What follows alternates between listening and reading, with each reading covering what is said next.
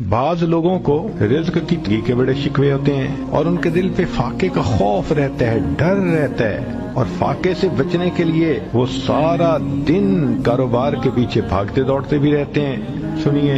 ابو نعیم کی روایت ہے، ابن ابی شیبہ نے بھی اس کو لکھا کہ نبی علیہ الصلوۃ والسلام نے ارشاد فرمایا، جو شخص اس دعا کو پڑھے گا اللہ اس سے 70 مصیبتیں دور کریں گے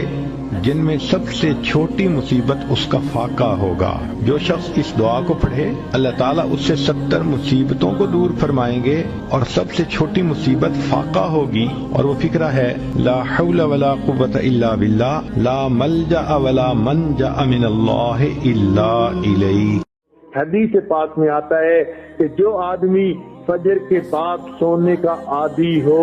اللہ تعالیٰ اس کی یادداشت کو ختم کر دیتے ہیں۔ چنانچہ آپ تجربہ کریں کہ جن عورتوں کو فجر کے بعد سونے کی عادت ہو وہ بھلکڑ ہوتی ہیں، باتیں بھول جاتی ہیں، چیز رکھ کے بھول جاتی ہیں، کام کرنا تھا بھول جاتی ہیں، خاوند کو بات کہنی تھی بھول جاتی ہیں۔ یہ زیادہ بھولنے کی عادت عام طور پر فجر کے بعد سونے کی عادت